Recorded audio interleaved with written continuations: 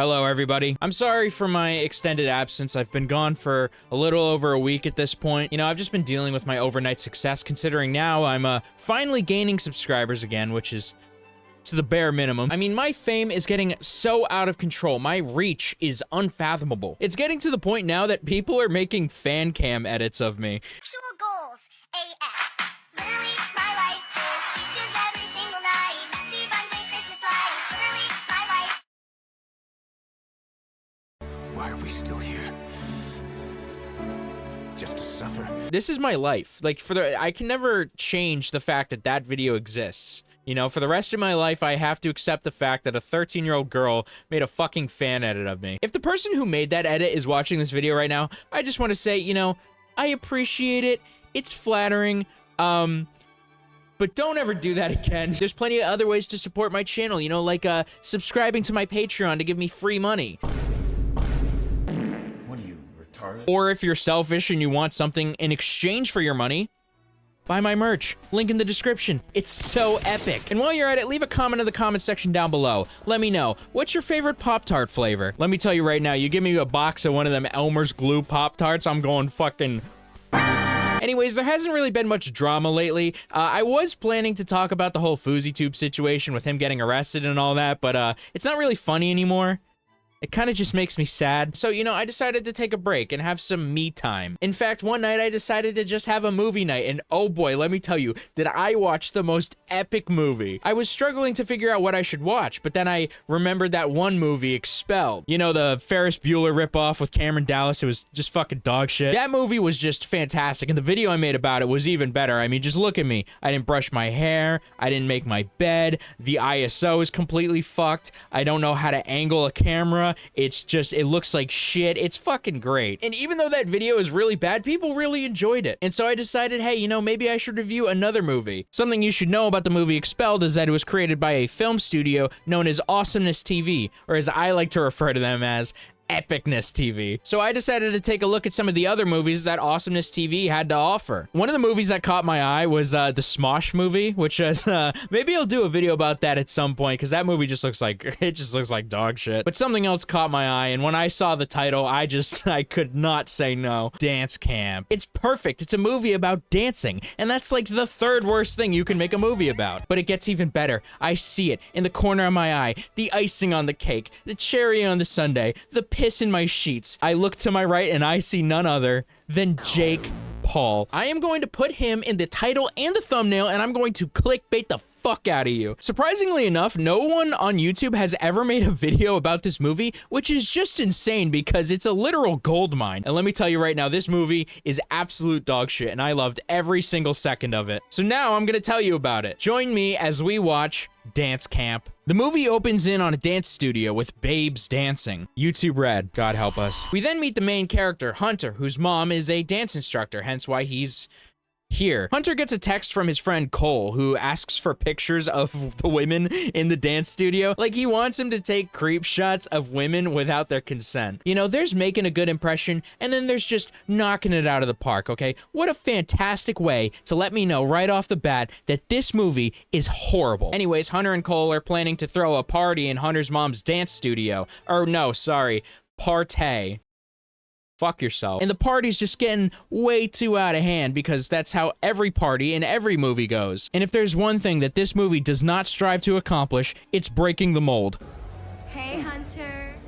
This party's rad. I don't think anyone has said the word rad unironically in the last 37 years. This is what old people think young people talk like. I feel like Expelled had literally the same exact problem, where it's just a bunch of like Gen X and millennial writers that have no clue how the world works. Anyways, Hunter gets approached by a girl named Maya and tries to get him to dance with her. I don't really dance. Dance is not my thing. Hunter says that dancing isn't his thing, which, you know, I already have a few reasons to believe that's not true at all, and I don't even know anything about this character yet. The main thing that does it for me is the fact that he is the protagonist in a movie about dancing. Like, if he doesn't dance, that would be really weird. Eventually, the party gets so out of control that a fight breaks out and the cops are called. Wait, why are the cops here? Who called the cops? Did somebody at the party call them? I'm assuming these people are in high school. Why the fuck would a high schooler call the cops at a party where they're illegally drinking? Unless, of course, somebody else who wasn't at the party called the cops, like it was a noise complaint or something. But if it was a noise complaint, why do they even have the fight scene? They could have just had the cops pull up anyways. Hunter is in trouble, and we have to sit through this painful bit where the judge is like a brainlet, and we're just like in his office. I don't even know. Disturbing the peace. Destruction of private property. Underage drinking.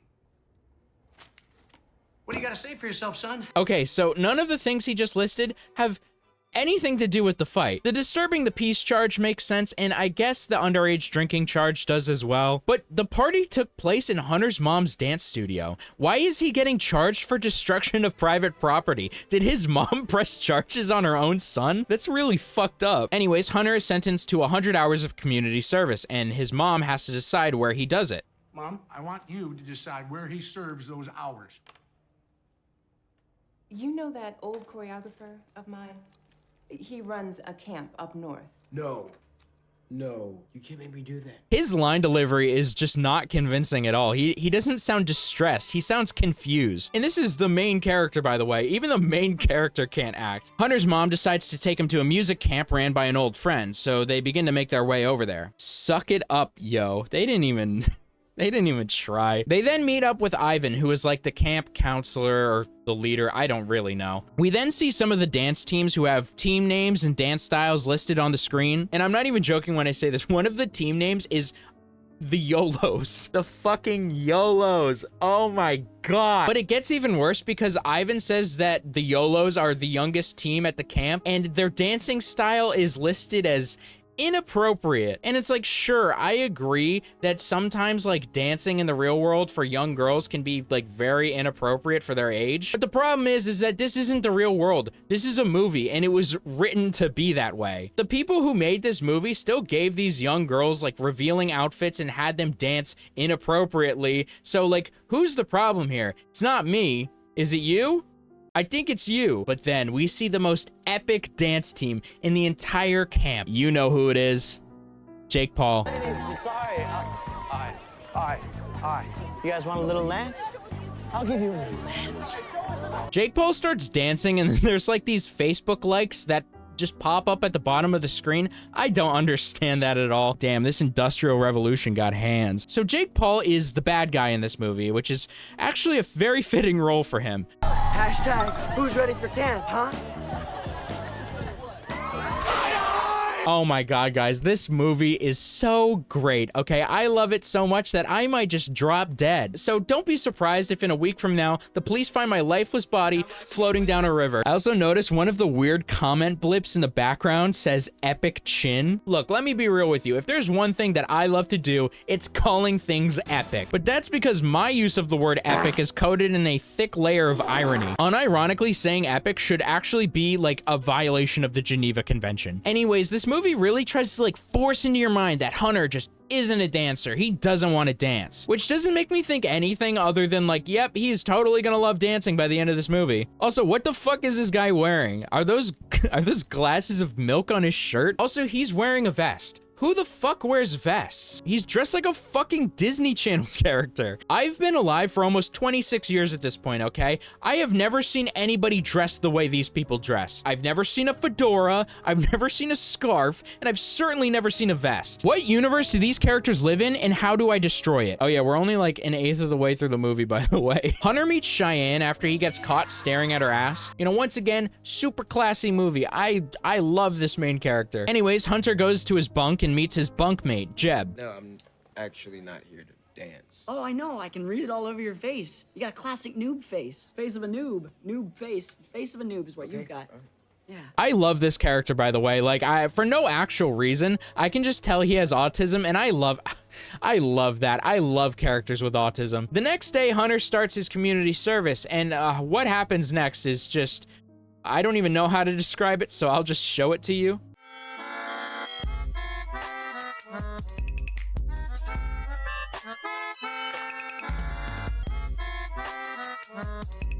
Okay, yeah, cool. That makes so much sense. I'm not even joking right now. This scene of him dancing lasts for like a minute and a half. Imagine if I spent a minute and a half in all of my videos doing just absolutely nothing at all. My viewer retention would fucking plummet. And by the way, every time there's a dancing scene, it lasts way too long. This drawn out dancing scene finally ends though when Cheyenne walks in on Hunter. I don't even feel like describing this next part, to be honest, so I'm just gonna speed run it. Hunter continues to clean up the room while the team that Cheyenne and Jeb are in get to know each other. Anyways, they try to come up with a name for their dance team, and for some reason Hunter chimes in and suggests they call themselves TBD for like no reason. But then Jake Paul comes back into the movie. What the shit, bro? And it becomes very clear that he's the bad guy. Bruh. My name is Jeff. And so the main character has to own him with facts and logic. Pee pee poo poo, shitty balls, fart 6, Among Us gay Fortnite, mega balls, ultra fart 6, mega cringe fart. Inconceivable. It's insane how bad Jake Paul is in this movie, because you'd think the one role that he'd be really good at is the dipshit sociopath, mainly because he is one. But he can't even do this one right. Yeah, that's what I just said, bro. I just said that. Actually, it's probably a smart move that Jake Paul flops in this movie, because if he played his role properly, his entire cover would be blown. Why the fuck are all these Mexicans behind him? Like, does he just hang out with Mexicans? He can't find anyone else to hang out with? I mean, Mexicans are cool. I like Mexicans. They're great. They make really good food. And they're good at soccer. But why? Anyways, Hunter gets punked by Jake Paul, and he wants his revenge. So they decide that they're gonna go own him. Also, Jake Paul's name is actually Lance in this movie. But I'm not gonna call him that. What's up, YouTube? It's Lance. Of course he's a YouTuber. Why wouldn't he be? You know what? I'm gonna be answering questions from my 133,256 followers. Bruh, guys, we are so close to overtaking Jake Paul in subscribers. We're only 103,000 subscribers behind him. Subscribe today and join the 30,000 other retards that think my content's worth watching. Anyways, they throw body spray into the room that Jake Paul is in, and then he gets like an allergic reaction, so Hunter gets in trouble. Hunter, I forgive you. I win. Thank you, sir. They really gave Jake Paul the role of the fake manipulative bully influencer. Anyways, Ivan strikes up a deal with Hunter. If he joins a dance team, it'll all count towards his community service. No way. He's gonna dance? I didn't think that was gonna happen. So Hunter goes to join TBD, but he has to convince Cheyenne to let him join. What makes you think you can help us?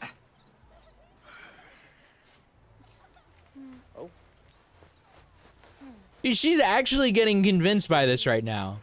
We're on tonight. You've got some serious catching up to do. That worked. You know what? I'm cool with that, okay? We're 30 minutes into this movie. We're almost halfway there. Fuck it. I don't care. Anyways, he joins the team, and then they start, like, a competition, I guess. They didn't explain it, but I see round 1 on the screen, so I'm assuming something's happening. How are the girls? Flexible. Am I supposed to like the main character? Like, I feel like they don't want me to like him with the way that they make him act. I also struggle to understand what Hunter is trying to be as a main character. Sometimes he's the straight man in the situations, like with Jake or Jeb, but then other times he's just like a bumbling idiot. It just doesn't make any sense. He also struck me as like a pretty introverted person in the beginning of the movie, but very quickly that changes and he's just like inserting himself into conversations. It just doesn't make any sense. The only thing that stayed consistent about Hunter is how frequently he engages in misogyny. Anyways, it's time for TBD to take the stage, and Hunter absolutely blows it.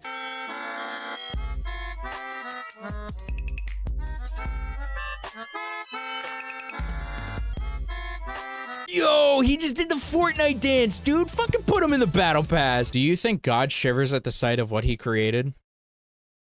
I certainly do. But it doesn't matter. TBD wins despite Hunter's fuck up. But then Logan Paul, But then Jake Paul takes the stage and his dance moves, they're just so epic, guys. Anyways, Hunter's got to get back to work.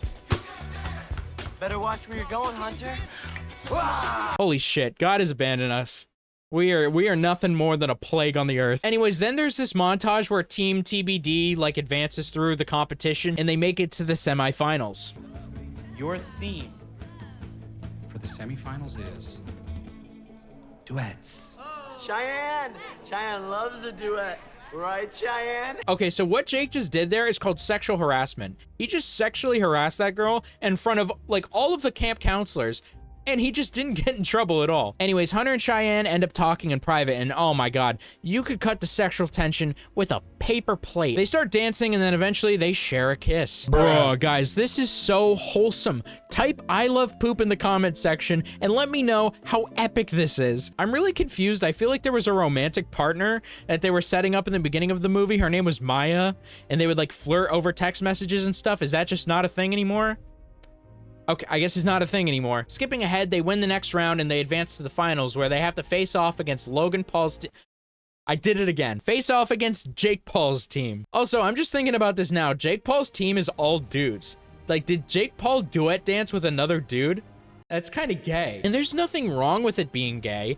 I just want to establish that it totally is. Cheyenne ends up breaking things off with Hunter because plot development, I guess. I really don't know. Right afterwards, Hunter finds out that he already received his 100 hours of community service. So he becomes conflicted. Does he go back home and fuck the woman from the beginning of the movie, or does he stay and dance? We then skip to the night of the finals. But then, guys, something unbelievable happens. Let me ask you, what's the only cameo that's worse than a Jake Paul cameo? Lele Pond, how you feeling about the competition? Oh my fucking god, of course she's here. Why wouldn't she be here? Why wouldn't Lele Pons be in this movie? Also, she has one line in the entire movie, and it's just so pointless. Yeah, I don't know where I am, and I don't know how I got here.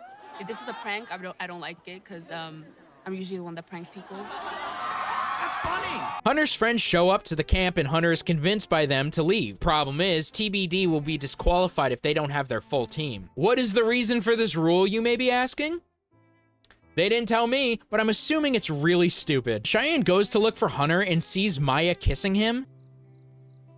Why the fuck is she mad? This is all her fault. Everything that's happening right now is completely her fault. He would have stayed if she didn't do what she did. Also, she broke up with him. Why the fuck is she jealous? TBD gets disqualified and Jake Paul wins. Guys, this is so sad. Jake Paul winning anything is literally the worst thing that can happen. Hunter eventually changes his mind and comes back, but it's too late. And so Hunter confronts Jake and challenges him to a rematch, and he accepts. We then see Hunter work to convince the members of TBD to compete in the rematch. And everyone decides to help him, but he still needs to convince Cheyenne.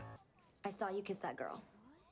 Who fucking cares? Why is this a point of conflict in the script? They weren't even dating and she was the one who broke things off. She has literally no excuse to be upset. I hate these shitty movies made for 12-year-olds because it's always a bunch of nothing. Everything that happens just never matters. And the worst part is, she just immediately gets over it. Like, it's not even a big deal. So everything that just happened in the last 15 minutes, Hunter kissing Maya, Cheyenne seeing the kiss, Hunter leaving, TBD losing the competition, none of that mattered. Everything that just happened is completely fucking useless. You know, now that I'm thinking about it, why is Maya even in this movie? She does nothing but create one point of conflict that immediately solves itself. Like, think about it for a second. If Maya was just like a regular friend and not a love interest, Hunter still would have left the camp, they still would have gotten disqualified, and Cheyenne ends up being cool with Hunter anyway, so nothing, literally nothing matters. Why was any of this in the movie?